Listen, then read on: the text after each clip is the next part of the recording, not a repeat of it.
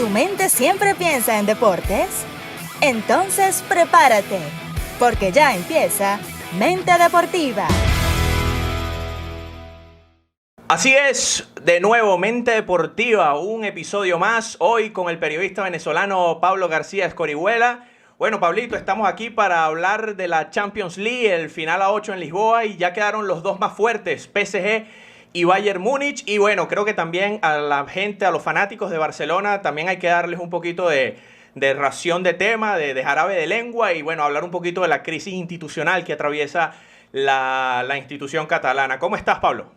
Un gusto, Manuel, reencontrarme contigo. Hablamos antes de comenzar, tenemos rato que no nos sentamos a charlar de fútbol, y qué bueno que además sea en este contexto donde, bueno, no solo lo hacemos por este gran hermano que ya llegó a su final, esta casita de 8 en la que solo quedaron dos, al final los dos elegidos, no por el público, sino por el fútbol, porque jugaron mejor, porque llegaron en mejores condiciones a esta etapa, Bayern Múnich y Paris Saint-Germain, con sus particularidades cada uno. Y bueno, sí, lo del Barça es un temazo, ciertamente. Que explotó como en el peor momento, ¿no? Porque cuando parecía que había un poquito más de tranquilidad, que ya se habían superado ciertas crisis con la ida de Neymar y todo este tema, ahora explotó esta bomba en la cara y eso es un incendio. Exactamente, y creo, a ver, obviamente hay un proceso de descompensación de una plantilla que se ha hecho muy, digamos, se ha envejecido, que se ha estancado no solamente desde lo físico, por lo lógico, porque el tiempo pasa, porque Suárez no se hace más joven, porque Alba, ni Piqué, ni Messi se hacen más jóvenes, por más que trabajen duro para mantenerse en el mejor nivel, sino también además porque hay un agravante que es la crisis institucional severa del Barça, y no solamente desde la presidencia. Cuando Bartomeu tomó la presidencia del Barça, y creo que esto es bueno acotarlo, tuvo bajo su mando a Luis Enrique todavía, y en esa etapa final de Luis Enrique nunca se cuidó el tema de la cantera, y la Masía era el principal proveedor del Barça. Y esto, a ver, no es nada, no es estar descubriendo el agua tibia tampoco. De ahí salió Messi, de ahí salió Xavi, de ahí salió Iniesta, podríamos hablar de Puyol, podríamos irnos mucho más atrás, Valdés, claro, en fin. Valdés, todo este núcleo, sí. Tanta gente que ha pasado por el primer equipo y que ha llegado ahí, que han hecho grande al club, pero ¿qué nuevos valores ha sacado la Masía en los últimos 4 o 5 años? No son muchos. Y si uno se pone a mirar, aparte, ¿cuántos delanteros, por ejemplo, pueden tener chance con un animal competitivo como Suárez jugando en su momento? Y ahora, cuando ya no es un animal competitivo, cuando el tiempo le ha pasado y se ha estancado ese proceso de sacar, por ejemplo, un delantero, por ejemplo, como Alejandro Marqués, como el venezolano, que salió, por ejemplo, de la disciplina del Barça para irse a la Juventus, por falta de oportunidades. Sí, creo que ha faltado ahí más movimiento. Sí. Exacto, por solo hablar de un caso, el de Marqués puede ser un caso, pero podríamos irnos un poco más atrás y hablamos de Marc Bartra, por ejemplo, que podría estar perfectamente dentro del Fútbol Club Barcelona y no en el Borussia Dortmund. Podríamos hablar, qué sé yo, de Aleñá, de varios futbolistas de la cantera del Barça que hoy están regados por toda Europa y que bien pudieron reforzar esta plantilla que hoy carece de esto, y se optó por la vía fácil en Can Barça, y una vía fácil que implica un negocio muy, digamos, un negocio redondo para los agentes y para el presidente del club. Cambiaron la filosofía de la cantera por fichar, y ficharon además caro a criterio de los agentes, y dejando un enorme hueco en la Masía, en la cantera, que además también entró en proceso de descompensación, donde ya no se formaba de la misma forma, valga la cacofonía, en la que ocurrió en el pasado.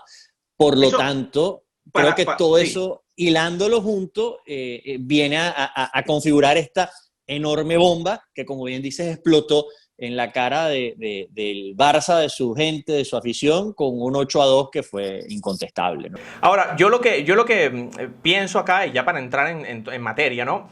Es que el Barcelona, para mí, yo lo que siento es que ellos se conformaron y se atragantaron de éxito. Si recordamos, en 2015, este equipo fue imparable con el tridente Messi, Suárez, Neymar, y ese éxito, el triplete tal vez de Luis Enrique, hizo que se atragantaran de éxito. Es una buena definición para decir lo que pasó. Todo está perfecto, tenemos el mejor tridente del mundo, el equipo camina solo, estos son unos animales, dominan toda Europa y aquí no hay que hacer nada. La cantera, pues no pueden subir los jóvenes porque mientras sigan jugando estos tipos, aquí no vamos a hacer nada. Entonces lo que hacemos es vender, proyectar los jóvenes, cederlos y la plantilla, como bien tú dices, se fue envejeciendo y yo creo que por ahí empezó a pasar el problema de Barcelona, que se olvidó un poco como de sus raíces, toda la cantera que subió con Guardiola. Busquets es un canterano que lo trae él desde el primer momento. Busquets sube cuando en ese mediocampo del Barcelona estaba gente como Yaya Touré, por ejemplo, y Rafa Márquez, que también estaban en aquel equipo, ¿no? Entonces yo creo que todo pasó por ahí, 2015, digamos que fue como una maldición para Barcelona ganar ese triplete, si se puede ver de esa manera, porque de ahí comenzaron todos los problemas. ¿Cómo lo ves tú? O sea, ¿cuál sería el núcleo central de este problema de Barcelona? Sí, el génesis parece estar ahí, justamente después del triplete, en ese aburguesamiento de la directiva, no tanto de la plantilla, porque bueno, al final de cuentas la plantilla estaba para ganar y de hecho, estaba para ganar, aunque se aburguesó también al año siguiente y esto empieza a dar el primer campanazo, el primer indicio del cansancio que se empezaba a notar en este equipo fue cuando en 2016 fueron superados ampliamente por la Roma en el partido de vuelta de esos cuartos de final que terminaron perdiendo 4-0 después de haber tenido una ventaja al ir a jugar ese partido de vuelta en el Olímpico de Roma. A partir de ahí, que además es el campanazo que saca Luis Enrique, pero que no le avisa en el fondo a la directiva lo que venía ocurriendo detrás, que es que el equipo estaba, sí, aburguesado, estaba embriagado de éxito, como bien dices, y por otro lado, empezando a notar ciertos vestigios, ciertos indicios de ese cansancio mental y físico que produce justamente este tipo de gestas intensas, ¿no? Le pasó a Real Madrid en su momento, recién, ahora, en todo lo que derivó con la salida de Zidane y Cristiano Ronaldo, pero Florentino Pérez, digamos, poniéndonos a mirar la acera de enfrente, sin salirnos del tema Barça, Florentino Pérez fue inteligente a la hora de empezar a planificar una reestructuración que todavía no termina, ojo. Es correcto. Más allá del título de liga, todavía eso está en un proceso. Y le ha costado al Madrid 3 años, porque van a comenzar su tercera temporada sin Cristiano. O sea, ha sido un proceso lento para el Madrid poder, digamos, amortizar el golpe de la salida de Cristiano. Y que ahora, por ejemplo, es que empiezan a repescar a esos futbolistas que ficharon hace 5 o 6 años. Correcto. Y están empezando a ver los frutos de haberlos mandado a formar, a foguear en otros clubes de Europa, con rendimientos en algunos casos aceptables, en otros casos superlativos, como el caso de Odegaard, por ejemplo, con la Real Sociedad ahora. O Casemiro, el mismo Casemiro, bueno, que se fue a Porto y después vino y fue pilar fundamental. Exactamente, aunque lo de Casemiro viene de un poco de antes, sí, ¿no? Ya Casemiro estaba dentro de la estructura del Madrid que ganó todo. Pero en el Barcelona no ocurrió esto. En el Barcelona, de hecho, lo lógico era haber pensado que Riqui Puig podría tener más minutos en este equipo, que jugadores, de otro talante, incluso el propio Ansu Fati sube, más por una necesidad de refrescamiento que por el hecho de tener una oportunidad, correcto. De que tuviera la oportunidad de que derrumbó la puerta, como en su momento, por ejemplo, Xavi, Iniesta, Messi derrumbaron la puerta del primer equipo y se quedaron porque tenían con qué hacerlo, ¿no? Con sobrada razón para poder estar ahí.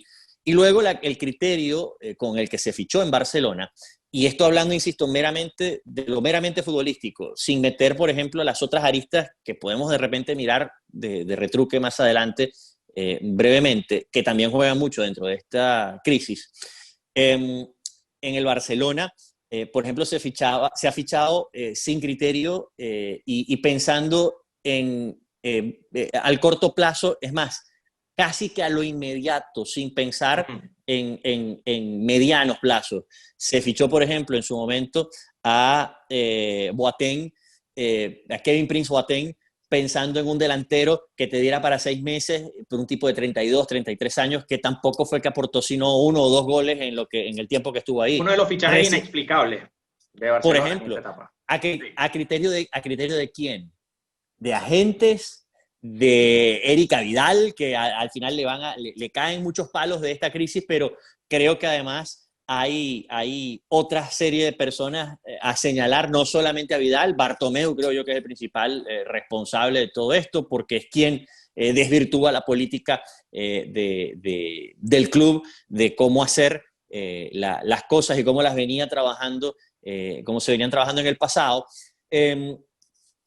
Por ejemplo, Bright White, por ejemplo, es otro caso, el de esta temporada, y habiendo fichado eso caro y mal. Arturo Vidal, por ejemplo, es otro futbolista donde tú decías, bueno, pero prefiero yo, digo, y estoy aquí pensando, para darle minutos a Riqui Puig, por ejemplo, que a Arturo Vidal, digamos, aprovechando... Con el respeto de Arturo, un jugador que ya está en decadencia, en la curva descendente de su carrera, por así decirlo. A ver, yo con Arturo Vidal guardo una relación, por decirlo así, un feeling muy particular, porque desde que lo vi jugando en eliminatorias suramericanas 3 o 4 veces, siempre me pareció extraordinario, un tipo que está en todas las áreas del campo, de box to box, como llaman en Inglaterra, cancha a cancha, un tipo que toca bien la pelota, que tiene criterio para salir, que defiende, que tiene llegada y gol, además, es muy raro en un mediocampista, sí.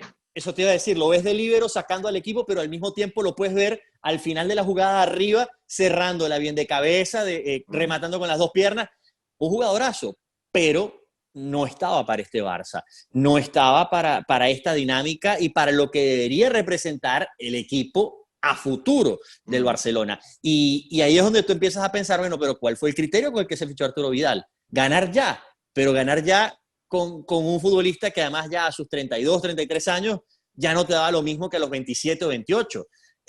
Entonces, cuando empiezas a ver estas cosas y atas esos cabos y ves los errores de la política de fichajes, los errores a la hora de llevar y de no destruir, pero sí de no continuar con el proceso en las categorías inferiores y todo se junta con una crisis de juego donde ninguno de los técnicos del primer equipo después de Luis Enrique, a ver, Valverde en algunos momentos tuvo flashes de cierta brillantez sin ser lo que había logrado, por ejemplo, ese triplete de Luis Enrique. No me voy a ir ni siquiera a la etapa de Guardiola o la de Vilanova, porque hablamos de otra cosa. Pero al menos sin alcanzar nunca la brillantez de Luis Enrique, Valverde tuvo momentos interesantes. Y luego, bueno...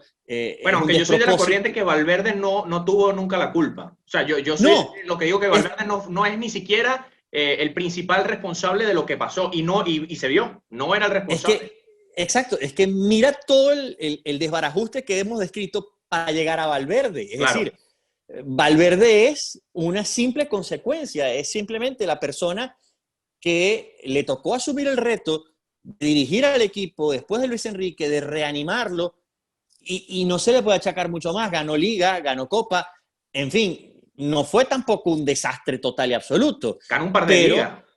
Por eso, ganó un par de ligas, es decir, no se le puede tampoco decir que fue un fracasado, ¿no? Ahora que está tan de moda utilizar el término tan a la ligera.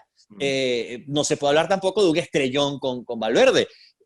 Y bueno, Quique Setién además termina siendo el chivo expiatorio de todo este marasmo y de todo este desastre del que ya hablamos, y donde creo yo la solución pasaría, y esto lo digo estando a la distancia y sin ser, digamos, sin tener mucho que ver con el club, porque más allá de la distancia, pues uno lo que hace es tratar de analizarlo. Lo lógico sería como cuando había público en los estadios, una pañolada blanca y pedir la cabeza de quien no supo llevar las riendas de esto. es Bartomeu. Y ahí quiero entrar, Pablo, y quiero plantearte este debate.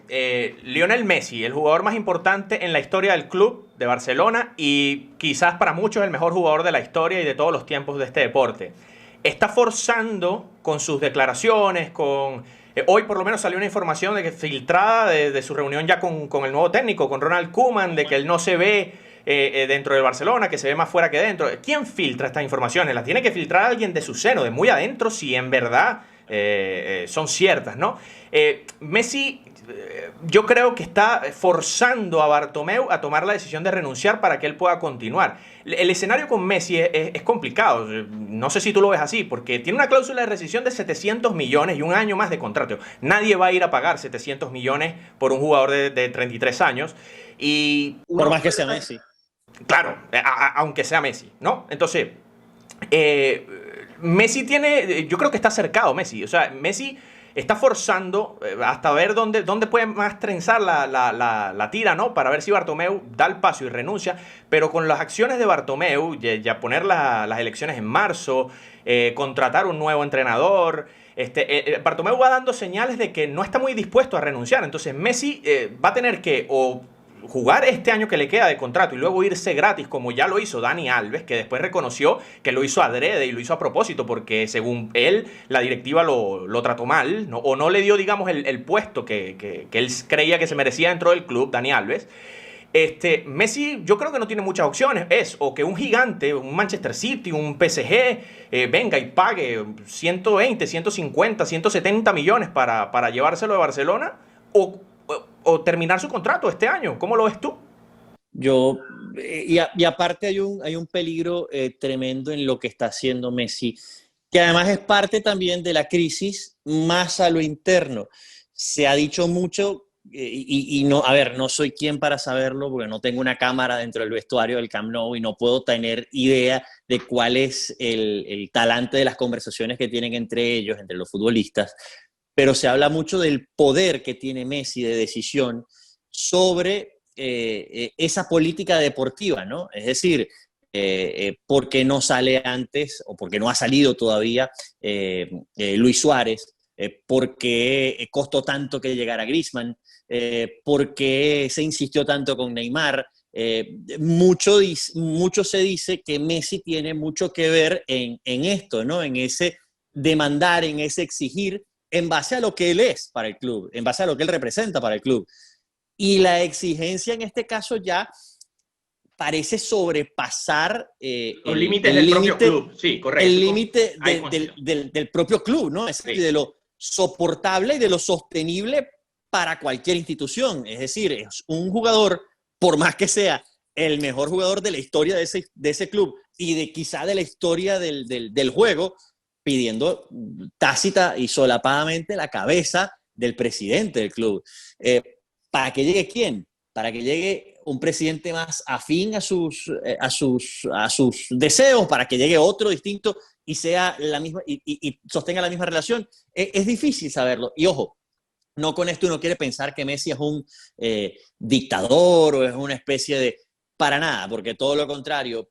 Más bien deja la imagen opuesta cada vez que habla y cada vez que está en público, pero no deja de ser preocupante, al menos para el entorno del Barça, que el jugador más importante de la historia del equipo esté en este plan, porque habla mucho de la decepción que tiene con el club y con la forma en la que se ha llevado todo, y que el club no reaccione a eso, más bien se atrinchere, habla de eso, de una suerte de guerra fría entre Messi y el club, que va a degenerar evidentemente en la salida del jugador. No sé si en julio... Bueno, en algún momento tendrá que salir, ¿no? Por eso, no sé si en julio del 21, no sé si ahora en septiembre, pero va a tener que irse. Claro. Digo, a menos que en las elecciones de marzo el nuevo presidente sea capaz de convencerlo de que se quede. Yo leí algunas declaraciones que veremos, ¿no?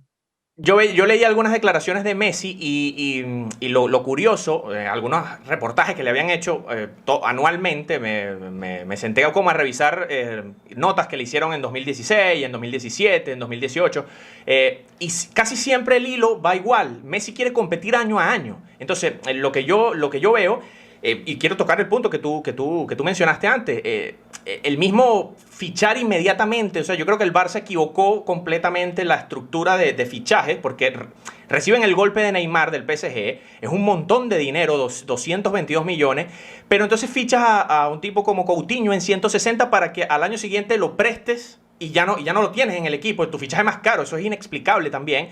Fichas a Dembélé, que ha estado más tiempo en la grada lesionado y en su casa, y llegando tarde a los entrenamientos por 140 millones y no lo tienes en la cancha tampoco. Entonces, el fichar, como tú dices, inmediato para ganar ahora mismo, yo creo también que pasa por contentar a Messi, por tener a Messi contento. Bueno, tenemos un proyecto deportivo ganador, al menos en el papel, en la teoría, pero no ha funcionado. Y entonces yo no sé si Messi sea capaz de que lo siente ahorita Koeman y le diga, esto es un año de transición, esto es un año para darle la oportunidad a la gente de la cantera, que hay muchos elementos que tú señalaste. Está el portugués Trincao, Ansu Fati, Puig, Aleñá, ahora Pedri, que lo presentaron hoy también, tiene buena pinta también. Araujo, el uruguayo, un central que también tiene muy buena pinta. Entonces, yo no sé si Messi sea capaz de decir, bueno, está bien, me quedo este año de transición, porque Messi quiere ganar todos los años y quiere ganar todo. Eso es evidente. Entonces, es una crisis que yo no sé si tú compartes,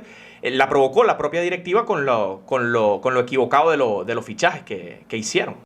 Tú sabes que me recordaste, estuve viendo el martes, volviendo a ver, porque además se ha convertido como una especie de documental de culto para mí ya, The Last Dance. Y en el último capítulo, cuando se habla ya del por qué no siguió la dinastía, Michael Jordan decía con un poco de dolor y de rabia que él sabía que podía dar un año más, que él creía que si a Scottie Pippen, con todos los problemas que tenía, con Jerry Krause, el gerente general del equipo, se le pedía un sacrificio y regresaba Phil Jackson, y regresaba Rodman, y regresaba Kerr, iba a decir que sí. Él había dicho que sí. Jackson probablemente habría dicho que sí también, pero obviamente estaba ese factor con el que a lo mejor no estoy tan de acuerdo, ¿no? De echarle toda la culpa a Jerry Krause en este caso, de haber desmantelado el equipo, etcétera, etcétera. Creo que estaba vencido el ciclo, pero pasaba por esa sensación del líder, Jordan en este caso, pidiendo que se me complazca el antojo, más que el antojo, se me complazca el deseo de, bueno, rodearme de la misma manera como me he venido rodeando para poder ganar. Puede pasar un poco lo mismo, ¿no? Si hacemos la extrapolación y se ve de aquel final de los Bulls al final de este Barcelona. Es Messi como Jordan, los dos además perfectamente comparables, ¿no? En cada uno de sus deportes. Es una gran analogía, sí. Pidiendo ganar, queriendo ganar. Y mira, no les da. De repente, a los Bulls les dio porque tenían, ya era el último tren y había indicios competitivos que decían que este equipo no iba a dar lo mismo en el año siguiente, que probablemente los Pacers se los iban a comer o se lo iba a comer otro de los rivales en postemporada y que no iba a bastar solamente con esas ganas competitivas de Jordan de ganar para superar lo que les iba a venir en el año siguiente. Vimos que al Barcelona no le dio. Después de 2015 y de la salida de Neymar, no le dio, pero insisto, es más allá de por la falta de hambre competitiva, que sí había hambre, había ganas de ganar, por equivocar el criterio y no compensar la política del club de toda la vida de alimentar la cantera por, bueno, fichar caro y rápido para tratar de ganar ya, porque en algún momento Messi se va a enojar y se va a ir. Claro. Messi se enojó y se va eventualmente. Puede ser el año que viene, como puede ser ahora. Ojo, o como puede que se contente de repente con el nuevo presidente del club, si es que lo hay, y siga y se retire ahí. Un nuevo presidente, el candidato más fuerte es Víctor Font, que ya empezó con la polémica. Ayer lanzó unas declaraciones sumamente polémicas. Dijo que aunque Koeman gane el triplete, no es su técnico si él gana las elecciones. Entonces, ¿bajo qué criterio se va a manejar el Barcelona? Parece que, yo no sé si tú lo compartes, pero pareciera que aquí es intereses personales de cada cada ente, ¿no?, directivo, y el club es lo último. O sea, al final es como que tenemos a Messi y si Messi quiere estar, vamos a seguir ganando o que nos alcance para lo que nos alcance, pero aquí yo soy el que impongo las condiciones y ya está. Basado en eso, quiero proponerte esto. ¿Qué debe hacer el Barcelona ahorita? O sea, cumplir, en cierto caso, y lo pongo entre comillas, el berrinche de Messi de dejar a sus amigos para que la plantilla siga siendo competitiva, dejar a Suárez, que es un tipo probado, es un goleador nato, ir en contra hasta del propio Messi, porque somos el club y no hay más nada que hacer acá, y renovar completamente el equipo. Los Bulls de Chicago siguieron siendo los Bulls de Chicago después de Michael Jordan. Es decir, el Barcelona va a seguir siendo el Barça con o sin Messi. Messi se va a ir. Pero esos Bulls no ganaron nada más, ¿eh? Ojo. Que también es otro riesgo, ¿eh? Que también es otra posibilidad, porque la reconstrucción no fue buena tampoco. Es decir, dependiendo del criterio con el que se hagan las cosas, le puede ir mejor al Barça a futuro. ¿Qué debería hacer o qué podría hacer? Yo, en lo particular, mira, imagino el futuro del Barcelona pensando o mejor dicho, lo proyectaría con esa vida sin Messi y tratando de coexistir, convivir y hacerla lo más agradable posible mientras él esté ahí. Que insisto, todo esto es supeditado a lo que ocurra en marzo. Si en marzo el candidato que gana convence a Messi, le ofrece un proyecto deportivo viable, para que él compita de inmediato, pero al mismo tiempo sin arriesgar la cantera y sin arriesgar los fundamentos del club, entonces se puede dar esa transición más suave. Pero ¿no crees que el Barça está perdiendo tiempo? ¿No crees que el Barça está perdiendo tiempo en ya de una vez armar el proyecto deportivo sin... O sea, pensar de una vez que no vas a tener a Messi en algún momento, o sea, armar un proyecto? El problema es que no hay cabeza para plantear ese proyecto. Es decir, ahorita vamos a resolver cómo está, como puedas y tratar de ver con lo que hay. ¿Qué pasa? Yo estoy de acuerdo contigo. Yo, por ejemplo, Suárez es un animal competitivo, es uno de mis delanteros favoritos de mucho tiempo porque me parece un matador de área como pocos, pero hoy ya no te ofrece lo que te ofrecía hace 2 años. Y más, claro. Ni siquiera voy a hablar de hace 4, hace 2. Hace 4 ganó la Bota de Oro, así que es una comparativa que cabe. Por ejemplo, Piqué no te ofrece lo mismo. Y claro, la cosa es, ¿cuánto puedes sacar por estos futbolistas, que además casi todos están en su último año de contrato, a la hora de ir al mercado, ¿no? y de ponerlos a la venta y de decir, bueno, mira, ¿qué me vas a pagar por él? Puedes sacar, ¿qué? 20 millones por Suárez, quizá, y esto ya a lo mejor, no sé, o 40. Hay una 40. Oferta del Ajax, salía en un diario español por 15 millones. Entonces, eso es, no hay mucho dinero ahí. Rakitic, Piqué, Busquets, ¿cuánto pueden pagar por ellos? Exacto, no vas a sacar mucha plata por eso. No te va a dar para amortizar para, por ejemplo, como leía justamente hace un ratito mientras estaba paseando al perro antes de sentarnos acá en el programa. A Rocco. A Rocco, sí. No dan los números para, por ejemplo, traerse... leía de Telemundo que Koeman quiere, y esto también por supuesto es una danza de nombres que ponen a rodar y que simplemente el 90% no son ciertos, pero por ejemplo, hablaban de Georgino Wijnaldum, Memphis Depay y Van de Beek, el chico del Ajax. Ninguno te va a bajar de 40 o de 50 millones de euros. Y a partir de ahí, y ojo, estamos hablando de en un mercado como este, comedido, sí. Con crisis. Sí. Pero son futbolistas que no van a bajar de ese precio, que están entre los 25 y los 50 millones de euros. ¿De dónde saca el Barça? Vendes a estos 4, te da para fichar a 1. ¿Y si a lo mejor a 2, pero y haciendo una maroma, una vuelta, pero no te da para rearmar un equipo, no te da para blindarlo nuevamente. Entonces ahí es donde... ok, te quedas con Griezmann porque te tienes que quedar con él, porque además el francés es un jugadorazo subutilizado, mal aprovechado, que creo se le puede sacar mucha más punta como 9 o jugando más cerca del área que tirado a un costado como le tocó hacer y sacrificándose como le tocó hacerlo este año para Sí, pareciera poder que Griezmann este año sostener a de su Suárez, ¿no? adaptación se estorbaba con Messi en algunos pasajes de muchos partidos. Claro, se estorbaba con Messi porque Griezmann no está acostumbrado a jugar en la banda. Griezmann Sí. es un segunda punta o es un delantero, o jugaba como delantero único en el esquema de Simeone. Y a partir de ahí, tú lo sacaste de esa zona. A él parece tener las características de jugador de banda. Lo hizo en la Real Sociedad durante mucho tiempo como extremo, pero en el Atlético de Madrid se reconvirtió otra cosa. Pasó al centro y se volvió un delantero mucho más peligroso desde el centro que en los costados. Sí, pareciera que es un tema de características, ¿no? Porque Griezmann de la Real Sociedad era un tipo de veloz, era un extremo que corría mucho, que era mucho más ágil. Ahora Griezmann ha perdido un poco también esa característica de juego, esa cualidad. Y que los años no pasan, hermano, tampoco. También. Es decir, Antoine Griezmann tenía 22 en la Real y ahora tiene 27 en el Barça.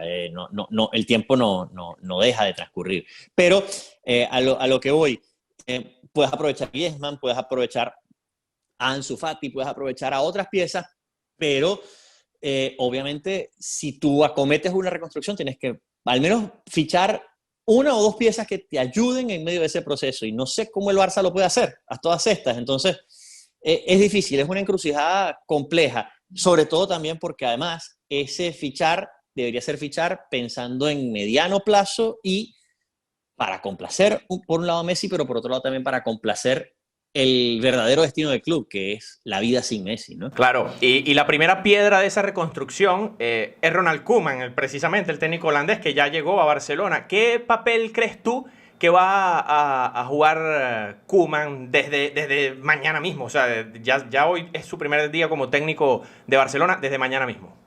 Sí, Koeman va a entrar al Barça con dos problemas serios. Uno, precisamente eso, ¿no? El de Messi y cómo hacer para lidiar con él o sin él en este entuerto. Y lo segundo es que en sus experiencias de clubes a Koeman no le ha ido bien. Koeman fue un tipo que en el Valencia salió con muchos problemas. Pero fue el Tuvo problemas encargado en con el Valencia Albelda. de hacer aquella limpia histórica de Cañizares, Albelda, Baraja. Entonces es un tipo que al menos tiene digamos Tiene en la teoría, en carácter. el papel, la mano dura, ¿no? Tiene carácter, no le falta carácter. En el Everton tampoco en Inglaterra le fue del todo bien. De hecho, le armaron un equipo con 180 millones de euros casi que a su antojo, y a las 9 fechas había sido despedido porque el equipo no rendía. Sin embargo, en la selección de Holanda, y uno veía jugar esta selección de Holanda de hace un par de años para acá, daba gusto, porque además, bueno, tenía piezas para jugar bien al fútbol, con buen trato a la pelota, y qué es lo que se busca en Barcelona, ¿no? Esa filosofía de Cruyff, sí. Sí, exacto, que a todas estas, yo no sé si se trae a Koeman por lo que representa para el club, por haber sido primero el tipo que anotó el gol de tiro libre contra la Sampdoria, que le dio la primera Liga de Campeones, Copa de Campeones, perdón, en aquel momento, por haber sido parte de aquel equipo de Johan Cruyff y que ganó, que enamoró a Europa. Pero ojo que la filosofía como técnico de Koeman no es la misma de Cruyff. Al menos cuando la ha puesto, cuando la ha implementado, es un técnico más recatado, un poco más defensivo. Ojo que igual con Holanda mostró registros interesantes, ofensivos sobre todo. Me refiero a registros de juego, no tanto a los números, sino al ritmo, a la intensidad con la que jugaba este equipo, que además tenía a Memphis, que tenía a este tipo de futbolistas, a Van de Beek, que tenía jugadores que te permitían ese ida y vuelta. Bueno, se va a reencontrar con De Jong también en el Barça, que le puede permitir mucha de esa salida y quizás liberarse de Busquets definitivamente, pero no es, digamos, no es un técnico que tenga ese ADN Barcelona como si se quiere hacer ver. Yo creo que se apela más a lo sentimental que al argumento futbolístico, ¿no? Después, de nuevo, habrá que ver cómo evolucionó Koeman del técnico de clubes al técnico de selección y a esta gran oportunidad que se le presenta ahora con uno de los equipos más importantes del mundo. Yo creo que a Koeman le toca la tarea más difícil y la más, digamos, odiosa, ¿no? Que es agarrar la escoba y barrer y hacer la limpieza, pero aquí también quiero proponerte un debate, no sé si tú lo ves igual. Yo creo que a Koeman le va a costar muchísimo hacer esa limpieza, porque estos tipos no... Como tú le dices, por ejemplo, a un Sergio Busquets que está cansado de ganarlo todo con el Barcelona, mira, tienes 32 años, ya eres prescindible, te mostramos la puerta, te puedes ir mañana. Es difícil. Piqué, Jordi Alba, que es amigo personal de Messi, el propio Suárez, que yo creo que a Koeman no le va a tocar muy fácil esta tarea de limpiar.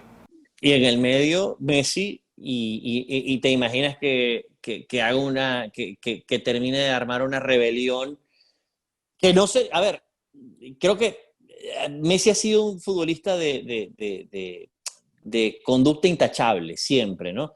Se le caracteriza además por ser eso, un futbolista cumplido con todas las facetas, no solamente del juego, sino con las personales, ¿no? Un tipo responsable, que no falta entrenamientos, que no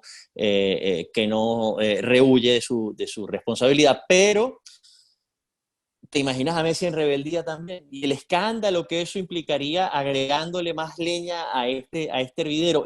No es fácil la tarea de Koeman al día de hoy, es muy, muy compleja, pero bueno, parece que le sobra carácter. Como defensor, yo recuerdo a Ronald Koeman y había un viejo refrán sobre él que era: o pasa la pelota o pasa el tipo, pero nunca los dos juntos. Correcto. Y decían que Koeman era la personificación exacta de ese refrán. Bueno, eso habla de su carácter. A ver si aquí o pasa la crisis y él, digamos, la taclea y deja botados a varios de los futbolistas que estaban generando ese sacudón en el vestuario, o, bueno, se le va la pelota, se le va la crisis, sigue y él sale por la puerta atrás del Barcelona a expensas de lo que decida un nuevo presidente. Habrá que ver. Puede ser recordado por haber hecho la limpia necesaria para formar la base del futuro del Barça o por ser recordado por el técnico que limpió a Messi, que acabó con el Last Dance y que este era el destino inevitable, aunque fuera el destino inevitable, pues va a ser siempre el malo de la película. Algunos opinan que el Last Dance debería serlo Messi, pero con Guardiola en el club que les dé la gana a ellos dos y terminar así una unión entre ellos dos. La última, Pablo, para ya ir cerrando este tema del Barcelona, de la crisis. ¿Cómo ves? ¿Qué debería hacer Barcelona? Como te digo, adoptar la cantera de nuevo, darle oportunidades a los nuevos valores que tiene en la Masía, en la cantera de ellos, o que llegue Koeman, señores, hasta aquí llegaron los ciclos de todos estos futbolistas, 6, 7, hasta 8 futbolistas se habla. Claro, lo que pasa es que el Barça tampoco va a salir de 8 jugadores, no hay dinero para ir a comprar 8 jugadores también. Y con algo tendrás que completar la plantilla, y entonces ahí la plantilla se tendrá que completar con la cantera. ¿Qué debe hacer el Barcelona en tu criterio, Pablo? Salir de al menos 4 sin votar a 8, es decir, porque no tienes cómo salir de 8, porque no tienes cómo fichar a 8, pero o cómo fichar a 5 al menos, ¿no? Pero al menos sales de 4 pesos pesados, mandas un mensaje claro y tratas de reemplazar con canteranos y empiezas a hacer una transición paulatina. Sería lo lógico. Después, y recuperar valores, en mi opinión, como Coutinho y Dembélé, ¿no? O sea, creo que estos dos futbolistas deberían recuperarlos sí o sí y contar con ellos. Claro.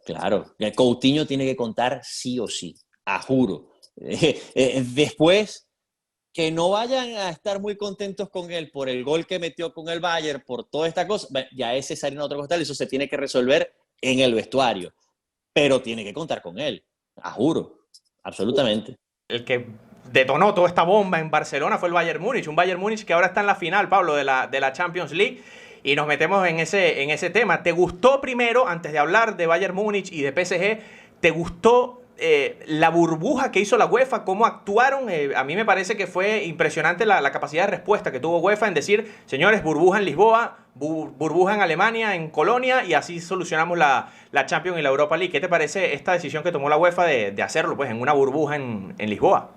Creo que fue muy inteligente de parte de UEFA, aparte habiendo visto, mejor dicho, sin haber visto todavía cómo funcionaron las burbujas en Estados Unidos, que digamos fue el primer país que adoptó esta modalidad. Las anunciaron, las cacarearon, La de la MLS funcionó muy bien porque además la MLS hizo algo que creo fue importantísimo cuando tuvieron positivos y posibles, digamos, brotes serios en equipos.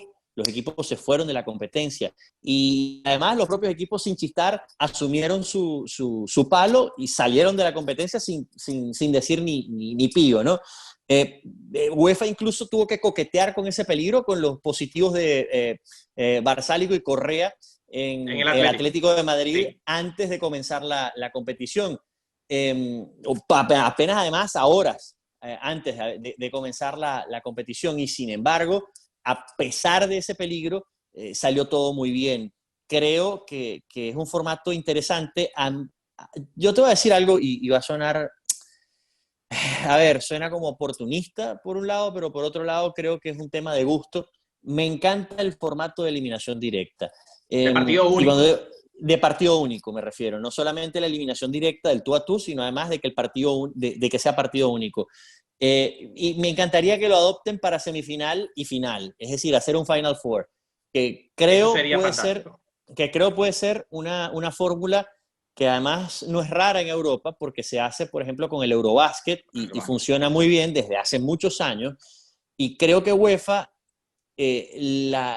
la va a ensayar muy bien el año que viene con la Euro, después de que además va a ser una Euro muy rara, jugada en distintos sitios, en distintos países. Vamos a ver si es posible jugarla así, además.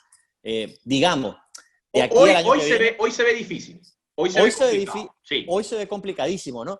Pero, digamos, de aquí al año que viene, cuando se toque jugar la Euro, uno aspira que esto esté mejor. Me refiero a toda la situación del COVID y del mundo entero. Siendo ese el caso, el Final Four de Wembley, de las 4 mejores selecciones europeas, va a ser un espectáculo impresionante. ¿Por qué no adaptarlo a la Champions? Creo que puede ser muy, muy, muy bonito, creo que puede ser muy interesante y ya está demostrado que a nivel televisivo es súper llamativo. Y UEFA tuvo una visión muy interesante y muy importante de todo el tema de manejar sus medios y sus productos, los dos en paralelo, Europa League y Champions League, para ponerlos a jugar casi corridos desde que empezó agosto, un partido detrás de otro, es decir, un día había Europa League, al día siguiente había Champions, jugabas Champions, al día siguiente había Europa League y así sucesivamente hasta el miércoles, que terminaron ya las semifinales de la Champions. Ahora habrá final el viernes y final el domingo, y digamos con eso se cierra la temporada, esta rara temporada, pero creo que sí, que se manejó muy bien. Creo que es un producto, creo que es un formato interesante que deja cosas para analizar, esto de los partidos de eliminación directa, de la necesidad que le creas a los equipos en partidos de eliminación directa. Atlético de Madrid es una víctima de eso, sin duda. Diego Simeone planteaba un partido a ida y vuelta y le hacía lo que le hacía al Liverpool. Anotabas y te encerrabas y no había manera de que te sacaran de ahí. Ahora, con los equipos en partido único de Simeone, tienden a echarse muy atrás y viene un Leipzig y te pega y te deja fuera.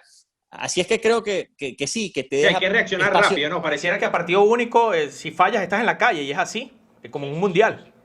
Sí, exacto. Y eso es lo bonito de este formato. Te deja espacio para sorpresas, te deja espacio para cosas, para cosas interesantes, y creo que podemos irlo viendo más adelante. Ojalá, al menos no con 8, pero sí con los 4 finalistas sería interesante. Y después creo que el tiempo de reacción de la UEFA estuvo bien. Se dieron tiempo suficiente, porque recordemos que en Europa pararon en marzo todo, y luego han ido retomando desde junio, progresivamente, finales de mayo, junio, progresivamente todas las ligas, y hubo tiempo de planificación, hubo tiempo de pensar bien esta idea, y ha funcionado realmente muy, muy bien. Y creo que UEFA fue inteligente en poner la Europa League antes de la Champions, porque esto visibilizó una competencia que parece olvidada, que lo único que importa es la Champions, y la Europa League es como que, bueno, la hermanita menor, la que no importa tanto, la que no vemos. Pero me parece que... Ajá. Sí, me parece que fue un acierto total de UEFA poner la Europa League antes. Sí, con un público tan ávido de fútbol y de espectáculo televisivo en vivo. era un palo y funcionó muy bien y creo que ha realzado la Europa League, aparte que los equipos que llegaron a esta última instancia en Europa League realmente llamaban la atención. Estamos hablando de que estaba Manchester United, estaba Sevilla, estaba el Inter de Milán, es decir, eran equipos que pudieran fácilmente ser considerados de Champions también. Los tres van a jugar Champions el año que viene. Por ejemplo, entonces ya más o menos te da a entender que eso le da un realce adicional y muy bonito a la competición. Este año, Pablo, uno de los dos equipos que llegaron a la final va a conseguir triplete y será el 9º triplete en Europa en la historia desde que se formaron esta competencia, la Copa de Campeones Europea, las ligas y pues las copas domésticas también. Será el 9º triplete y uno de los dos lo conseguirá, Bayern o PSG. En tu criterio, ¿es la final soñada? ¿Son los dos mejores equipos de la competencia? ¿Qué tú crees que veamos el domingo? A ver, visto lo visto, futbolísticamente hablando, llegaron los dos que tenían que llegar, sin duda. Paris Saint-Germain, del lado débil del cuadro, tenía la responsabilidad de cumplir, de sacar a Atalanta por peso de su camisa, es decir, por el peso de la camisa del Paris Saint-Germain y por el gasto que se ha hecho durante tantos años en reforzar un equipo para ganar la Champions. Y terminó haciéndolo. 1.300 millones de euros. Se ha gastado el jeque en 9 años. No es poca idea cosa. Más o menos. Sí, por eso, no es poca cosa. Se dice facilito 1.300 millones de euros, pero no lo es. Y cuando uno mira esa cifra y entiende que había esa obligación casi moral de tener que ganar porque sí, uno puede entender la presión. Y a este equipo le faltó poco para quedarse fuera, porque al final llegaron a la última etapa del partido, a los últimos minutos, perdiendo con Atalanta.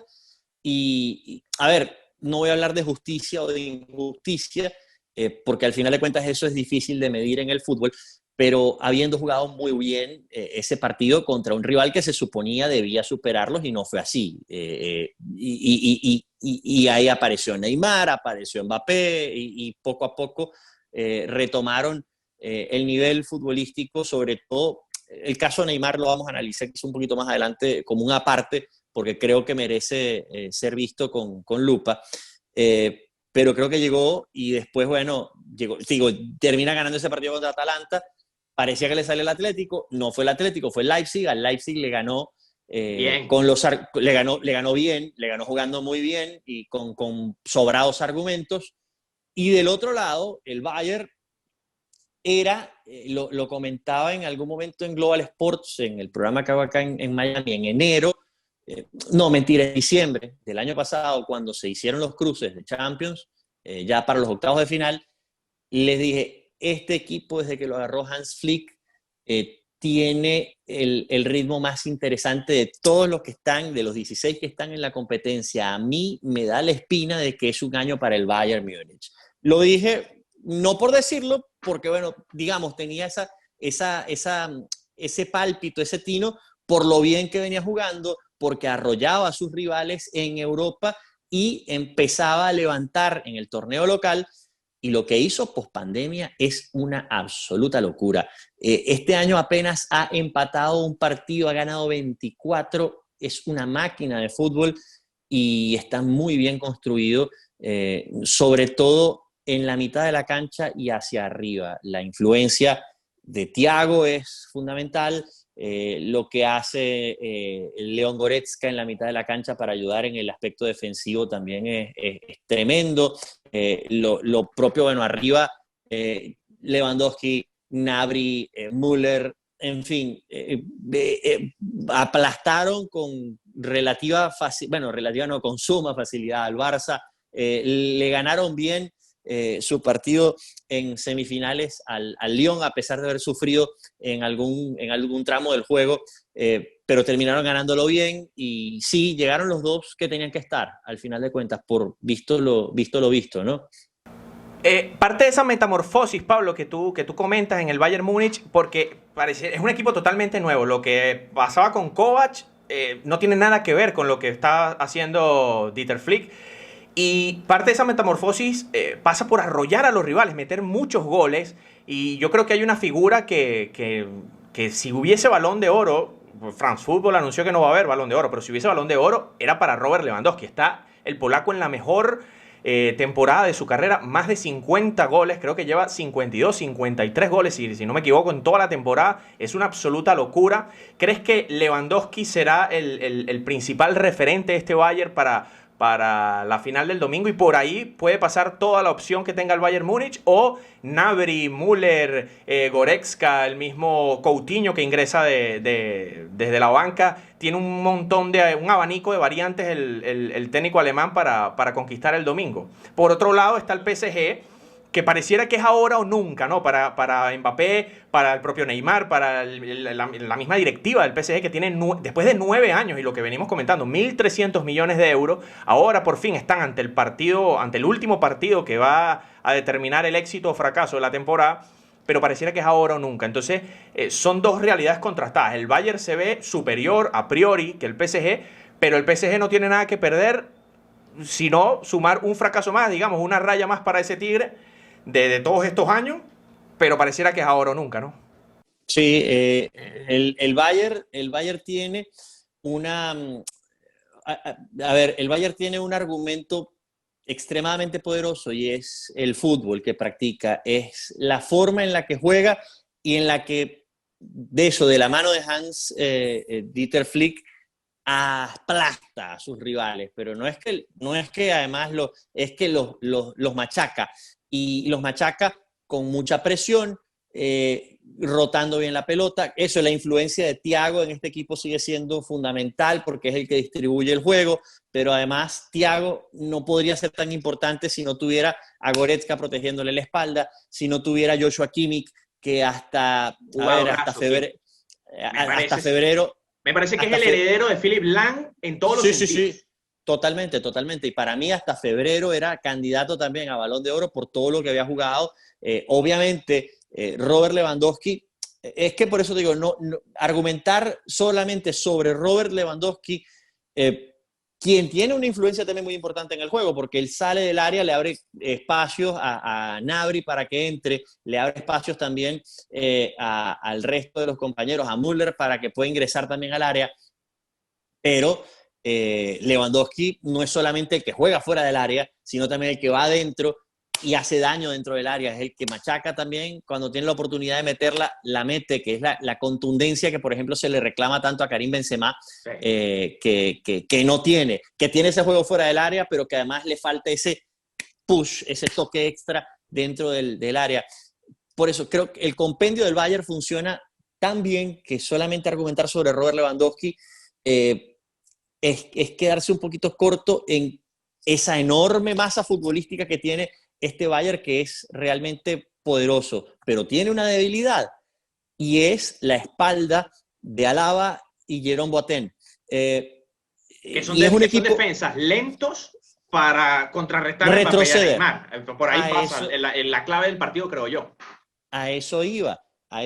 Los retrocesos de estos dos centrales, con un equipo que adelanta tanto su línea, pueden terminarse convirtiendo en un verdadero dolor de cabeza si Kylian Mbappé empieza a correr, si Neymar empieza a correr, si Di María empieza a correr. La cosa es que para que ellos corran y tenga sentido esa carrera, tiene que llegarles la pelota.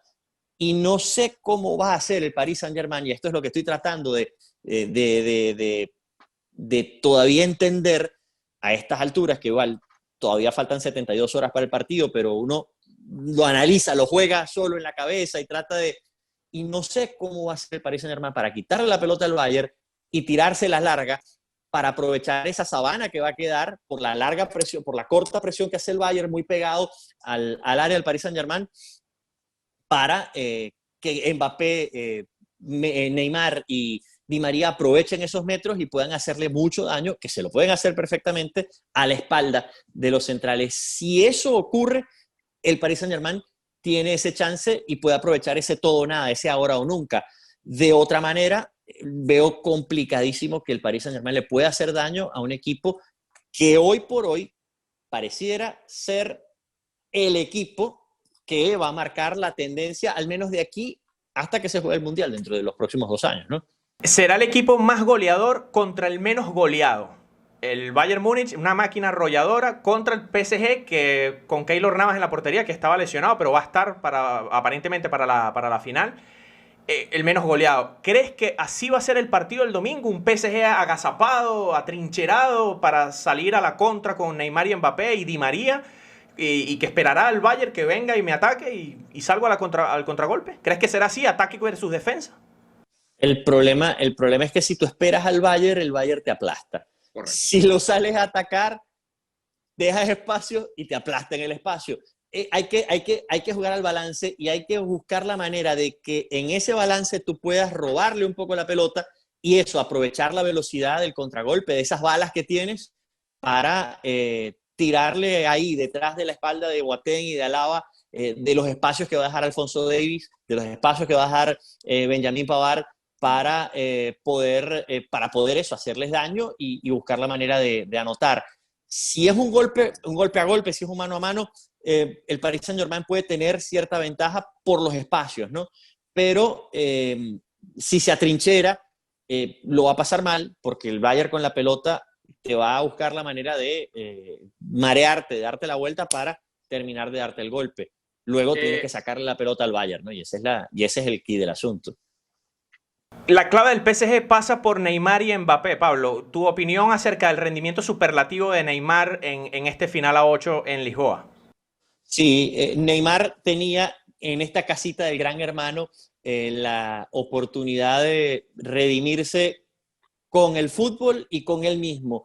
Lo ha logrado, es decir, con el fútbol él le ha devuelto al fútbol la capacidad de creer en que Neymar, serio, concentrado, metido en el juego netamente y no pensando en la rumba o en lo que haya detrás, sin desconcentrarse, manteniéndose sano, es un tipo peligrosísimo, es uno de los futbolistas más creativos del mundo, es un tipo que puede perfectamente ponerse la camiseta de ser el que venga después ¿no? De Cristiano y de Messi, ¿no? Que siempre se ha hablado de, bueno, ¿y ahora quién viene?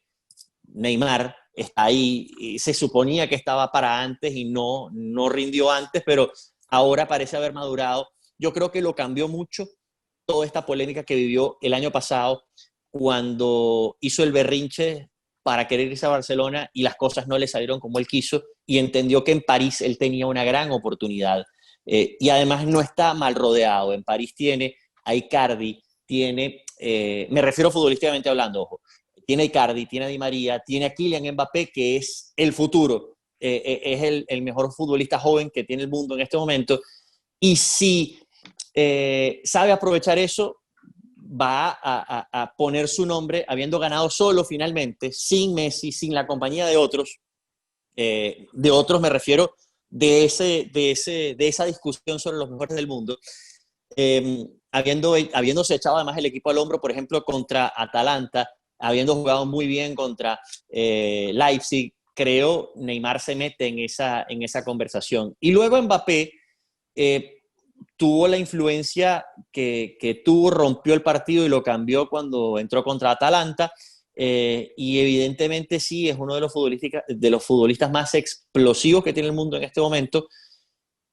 Creo que ese tándem quizá controlar ese tándem es la clave del Bayern, pero de nuevo, el Bayern lo puede controlar de 2 o 3 maneras, trabajándolo fijo, buscando la manera de anularles las salidas a los dos o robándole la pelota al Paris Saint-Germain. Mientras el Bayern sea el que controle... La pelota, claro. Filosofía Barcelona, filosofía Guardiola. Mientras el Bayern sea Barcelona, por decirlo así, mientras el Bayern sea quien maneje el control del ritmo del partido, más allá de que no sea necesariamente tocándola, pero quien maneje los tiempos y mantenga la bola lejos de la influencia de Neymar, de Di María y de Mbappé, más chance va a tener de ganar. Por eso digo que la única forma para mí es que el Paris Saint-Germain le robe la pelota por momentos al Bayern y aproveche los espacios que va a dejar el conjunto bávaro en la búsqueda del gol. La última, Pablo, ya para cerrar y darte las gracias por tu tiempo y por esta amena charla que siempre nos encanta, pues, debatir y discutir de fútbol, porque nos apasiona este deporte. Si el PSG logra ganar el domingo, ¿crees que entramos en la nueva era del fútbol dominada por Neymar y Mbappé o por Mbappé y Neymar? ¿Cómo lo pones 1-2? ¿Será la nueva era del PSG? ¿Será la hora de que el PSG vaya, digamos, por Messi? Puede ser ir a fichar a Messi, ir a fichar a Cristiano Ronaldo, preguntar en las oficinas de Juventus y Barcelona cómo está la situación. Ir incluso a fichar el central ahorita con mayor proyección en Europa, que es Upamecano del Leipzig. Tal vez blindarse aún más para crear una dinastía estilo Real Madrid con 3 Champions seguidas. ¿Crees que podamos estar en las puertas de una nueva era en el fútbol? Lo que pasa es que lo veo más en el Bayern, o sea, yo veo más probable que eso ocurra si el Bayern gana a que si gana el PSG. ¿Y por qué? Porque por más plata que se haya invertido en el Paris Saint-Germain, el rendimiento del equipo como tal no me permite pensar que esto sea repetible o sostenible en una segunda rueda. Incluso en una segunda rueda de Gran Hermano a 8, incluso metiendo los mismos equipos, incluso poniendo los mismos cruces. Si esto se repitiera el año que viene, yo no sé si Paris Saint-Germain podría llegar. Yo creo que el Bayern sí. Y ahí es donde creo está la clave de este asunto. Y es más por un tema de cómo el Bayern está trabajado como equipo, armado como equipo, y ojo, no con esto de mérito lo que ha hecho Thomas Tuchel con el Paris Saint-Germain. Todo lo contrario, me parece un grandísimo técnico que creo que estaba injustamente en la picota y se salva al ganarle a Atalanta, porque además, que no se nos olvide, estaba al borde del abismo. Sí, seguramente si se iba. Si pierde contra Atalanta, que el partido, probablemente Tuchel ya no sería el técnico del PSG. Y no estaríamos hablando de la posibilidad de que estos tipos hagan una hegemonía. ¿Me entiendes? Pues creo que lo del Bayern es más posible, factible, si bien el fútbol es muy raro y es muy dinámico y cambia de 3 meses en cosa de 3 meses o en cosa de 6 meses, pero no sé, no creo que sea, creo que es el momento del Paris Saint-Germain para ganar, para ellos sí, como bien dices, es ahora o nunca, pero no sé si lo logran, sea algo que puedan repetir en el 2021 con, además, las características que va a tener el torneo 2021, que bueno, que va a haber otro tipo de realce. El City va a volver a intentarlo y no sé si y no sé si a lo mejor esta vez Guardiola no resbala en cuartos, no lo sabemos.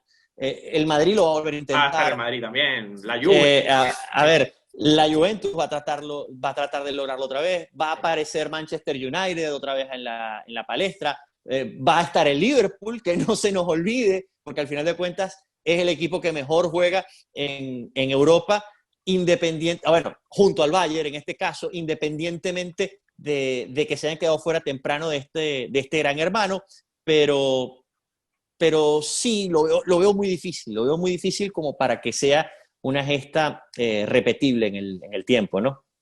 Para cerrar, Pablo, tu pronóstico, no te puedes salvar de esto. ¿Quién gana el domingo? Me voy a inclinar por el Bayern, por lo que ya he ido diciendo. No sé si, bueno, pitonizo con resultados, veo un resultado justo, 2-1 quizás. Un partido muy dinámico, eso sí, entretenido, ojalá que tenga más goles y que sea de repente un 3-2, pero un resultado, o un 3-1 quizás, pero veo al cuadro bávaro ganando el triplete y creo que además con sobrado mérito después de lo hecho durante toda la temporada, no solo post pandemia, sino antes de llegando bien a la instancia de octavos y habiendo superado claramente todas sus llaves. Yo creo que esta es la última bala para el PSG y la última bala de la dupla Neymar-Mbappé, así que yo creo que va a ganar el PSG y pues bueno, van a seguir la rumba que montó Di María después de las semifinales. Un gusto, Pablo, siempre. Con mensaje a Maluma, además. Sí, un recadito a Maluma ahí, que bueno, que ya da para otro programa y de estilo más rosa, ¿no? Sí. Un gusto, Pablo, como siempre, y bueno, agradecidos por tu tiempo y por formar parte de este proyecto, de este podcast de Mente Deportiva, y bueno, esperamos tenerte de nuevo por acá. Absolutamente, yo encantado, Manuel, un gustazo reencontrarme contigo y bueno, que se repita pronto. Gracias. Chao.